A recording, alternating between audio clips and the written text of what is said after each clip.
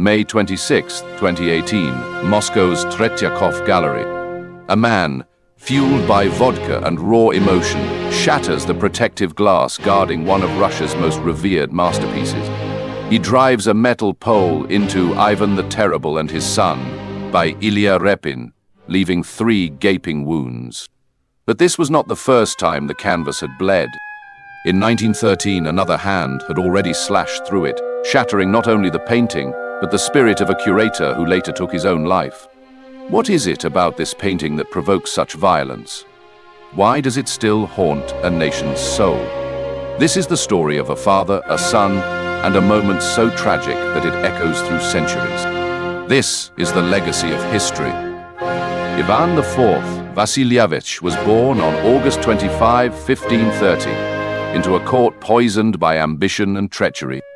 At just 3 years old, he became Grand Prince of Moscow after the death of his father, Vasily III. His mother, Elena Glinskaya, ruled briefly as regent until her sudden death, likely by poison, when Ivan was only 8. Orphaned, neglected, and manipulated, Ivan grew up surrounded by scheming boyars and betrayal. In 1547, at the age of 17, he crowned himself Tsar of all Russia, the first ruler to do so. His early reign promised greatness.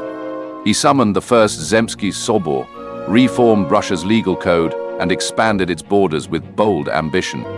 But the scars left by his childhood wounds never healed. The paranoia that festered in the boy would one day consume the man.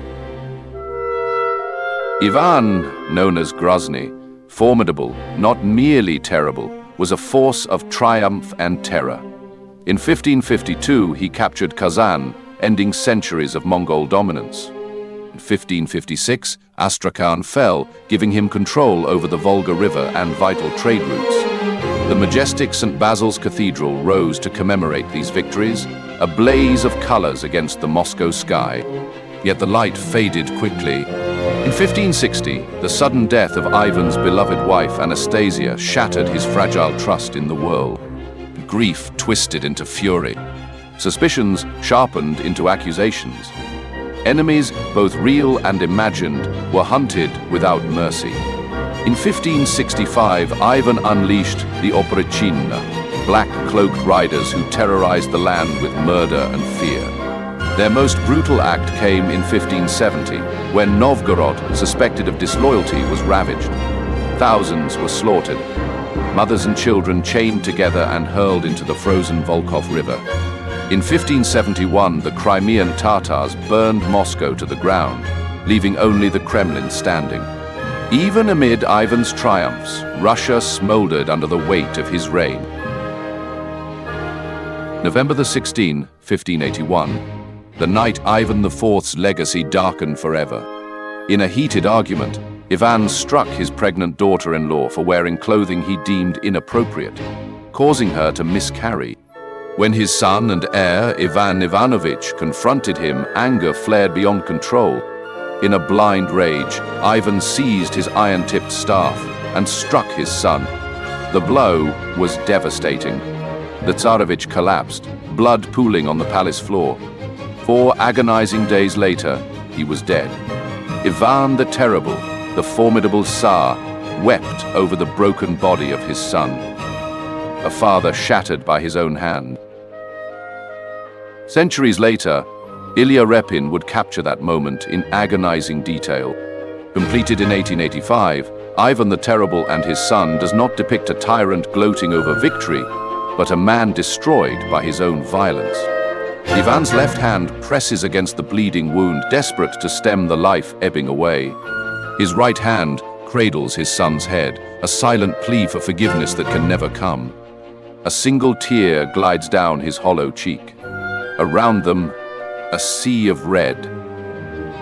Rage, blood, and sorrow swallows the scene. Repin poured his soul into the canvas, haunted by the assassinations and violence of his own era. He used friends as models. He studied bullfights to capture the anatomy of death. Each brushstroke was a cry of pain. When the painting was unveiled, it sparked outrage. Tsar Alexander III banned it from public view, fearful it would tarnish the image of Russian rulers. Only after fierce debate was it allowed to hang in the Tretyakov Gallery. Even today, the painting divides Russians. Some view it as treason against history. Others see it as a timeless warning against unchecked power. The painting's influence endures, forcing every generation to ask, what price does power demand? What happens when love and rage collide? In 1913, Abraham Balashov, a disturbed iconographer, slashed the canvas, screaming against death and blood.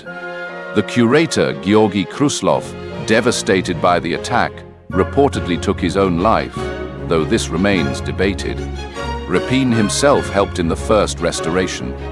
In 2018, Igor Podporin struck again, piercing the masterpiece 3 times, claiming Ivan did not kill his son. The damage was catastrophic, but the painting survived. Modern restoration techniques, panoramic X-ray scanning, micro-XRF pigment analysis, painstakingly healed its wounds. Today, it rests behind a protective capsule, scarred but defiant, much like the history it portrays. Initially seen as a political statement, Repin's masterpiece has outgrown its era. It is no longer just about Ivan or Russia or monarchy. It is about humanity itself. Anger, loss, regret. The story of Ivan and his son reminds us that the past is never truly past. Its shadows stretch into our lives even now. This painting is not just about a fallen Tsarevich. It is about fathers and sons, love and rage, grief and forgiveness. As we stand before Repin's immortal canvas, we do not simply witness history, we inherit it, because we are the legacy of history. What do you see when you look into Ivan's anguished eyes? The tyrant? Diction? Or perhaps a reflection of ourselves? Share your thoughts in the comments. Like, subscribe, and journey with us as we continue to bring history's greatest stories back to life.